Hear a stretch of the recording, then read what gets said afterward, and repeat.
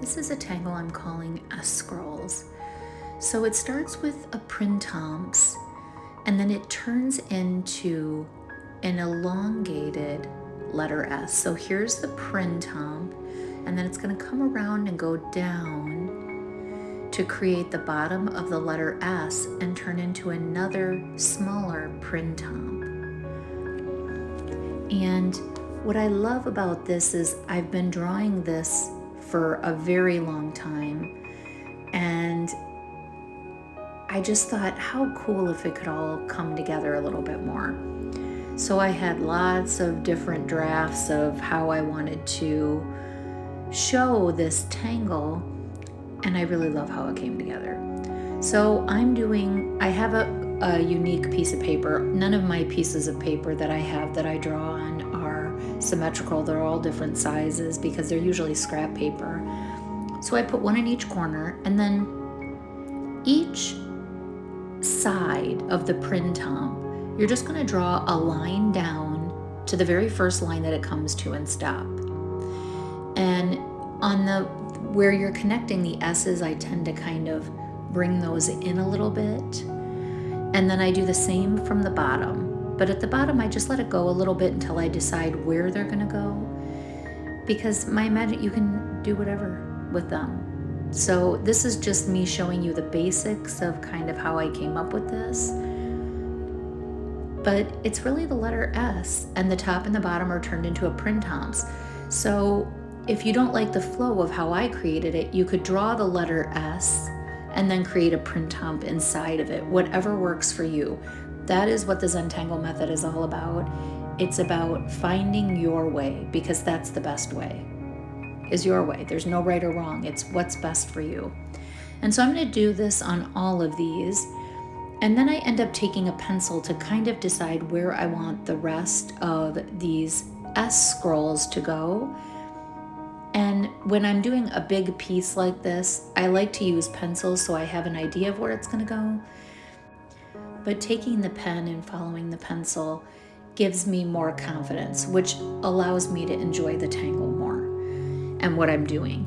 So do what's best for you. We start with gratitude, appreciation for the pen, the paper, whatever it is you're thankful for. Take a nice deep breath in at the beginning of your tangle or any time during the tangle. And when you exhale, let go of all the things you don't need. I call it junk. The things that are bothering you, the arguments, the fights, the things that really, when you look at the whole scheme of life, do they really matter? Are they things that you can really change? Is it really other people's stuff and not yours? And if it's something you can't change or do anything about, why do we hold on to those things? This is a great time to let them go. So I bring these bottoms down just a little bit because I'm not really sure what I'm going to do with them. And then here's what it looks like from a wider view. And now I'm just going to take the ends with a pencil because I couldn't decide exactly what I wanted to do with these. And for this first one, I decided to just have them come to the center. So I'm just taking my time, breathing, light with the pen or the pencil. Don't bite the inside of the cheek or clench the jaw. And now I've penciled a few more in. I'm going to ink those and do exactly what we just did. And then I'm going to get into some shading. Now, when it comes to shading, there's no right or wrong.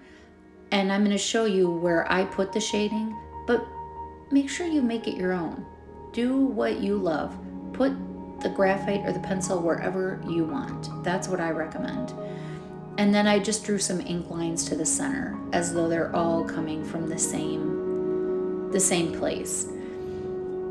But with the pencil, again, just enjoy watching. There's no rhyme or reason. One of my favorite blending tools is my finger, and I frequently use that to blend out graphite. So just take a watch.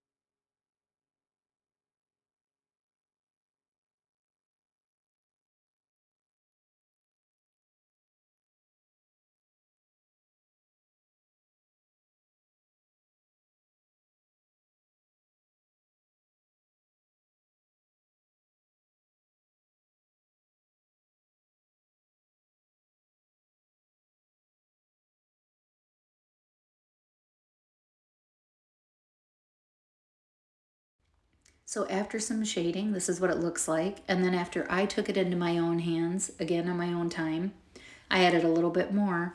But then I took another few moments and added a little bit more even after that. I was really looking for some contrast. So don't forget to subscribe. Let me know what you think in the comments. And remember, it's okay to go outside the lines. See you next time.